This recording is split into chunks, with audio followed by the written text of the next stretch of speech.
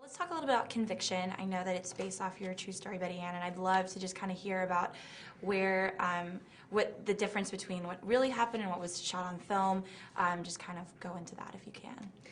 I'd say pretty much everything happened, but not in sequence, because as you know, we've said before that it would be a documentary if it was.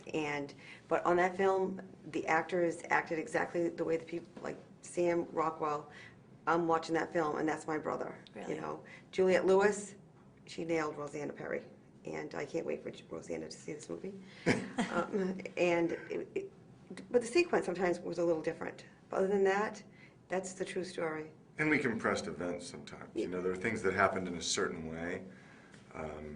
You know, for example, we have the scene where Kenny is arrested for the crime. And in the movie, he's arrested at his grandpa's funeral, their grandpa's funeral. He actually wasn't arrested at the grandpa's funeral for that crime, but he was arrested during their grandpa's funeral for something different. So, you know, as filmmakers, well, that's just too good that we have to use that. Yeah, so that we was did just such sort an of amazing combine scene. Right.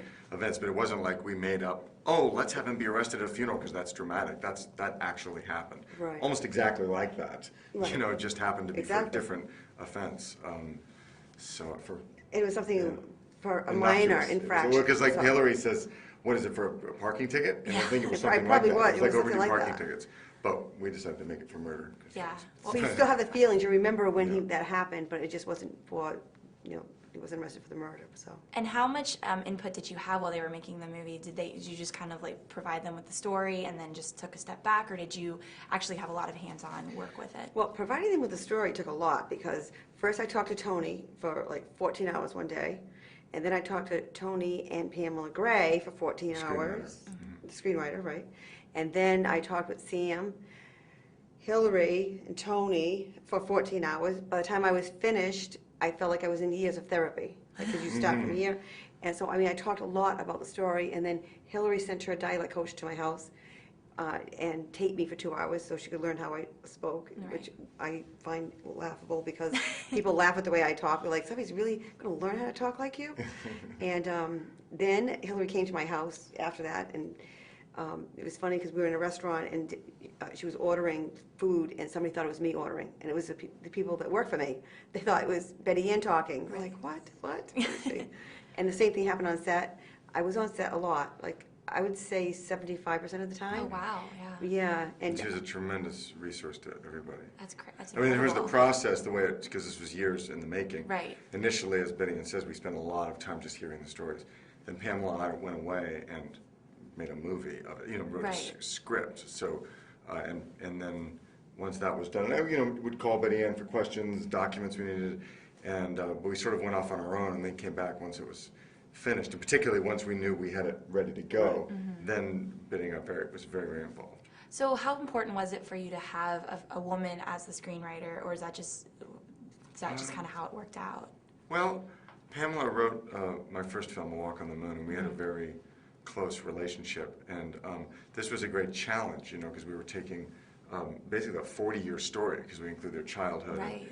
And I needed somebody who I knew I could communicate with, and I felt that Pamela, I think it was very helpful that she was a woman, and Pamela is very good at writing strong women and Yes, and very I complicated, definitely interesting saw that. women. So, and she has tremendous heart. So the core of the story to me was this relationship between, to me it's a love story between a brother and a sister, and it's a movie about faith. Right. She just was an ideal choice for me, more for her than the fact that she was a woman, but that certainly didn't hurt. Yeah, absolutely. Well, I have a really close relationship with my brother, and I could definitely see doing I mean, the struggles that you went through in the 18 years process of going through schools and getting law's degree.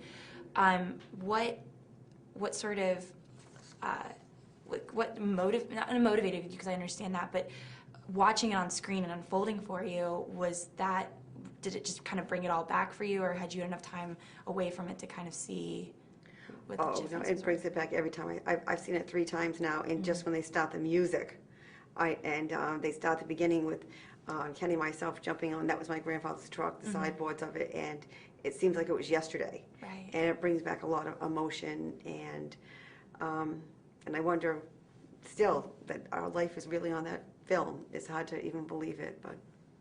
And so out of all of the Innocence projects that have gone through, why did you choose Betty Ann's story? Well, I came to it from seeing the story in the news, and didn't frankly know much about the Innocence Project because I first got involved in 2001 when Kenny was released, and I was just blown away by this relationship. A woman spent 18 and a half years of her life on an act of faith in her brother, who everyone else just wrote off as being guilty, and I wanted to understand what that mutual love was about. Right. And that's how I got into it and found out all about, the issue of wrongful conviction. Because like so many people, I thought, well, if someone's in prison, for the most part, they must have done something. Right. And you find out that that's often not the case. And I mean, if you look in Dallas County, there have been 20 exonerations, DNA exonerations in the past 9 years. Right. Which is the highest in the country, actually, because of you guys have a DA here who's willing to look at it and see, wow, there might have been some mistakes made. Absolutely. So it's a huge problem, and I feel lucky to be able to have made a movie that also, in addition to the emotional story, which is what it really is about, that shines a light on that and maybe makes people think not only about who they love in their life, but what judgments they're making on people that might not be fair. Right, and I thought that was such a nice, it's a great story between a brother and a sister and determination, but it's also a really great cause that a lot of people don't really know about the Innocence Project, and I was really happy to see a little light shined on that. So for a really serious question, does Sam Rockwell have a dancing clause in every single one of his movies? Because that is the best, that was the greatest thing that we got to see Sam Rockwell dancing again. You can't stop Sam from dancing.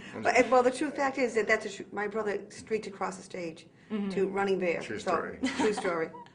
He did, yeah, you know what? That's why Sam was just perfect casting for this, because we wrote the scene in the movie before I ever cast Sam, but his James Brown routine didn't hurt. Awesome.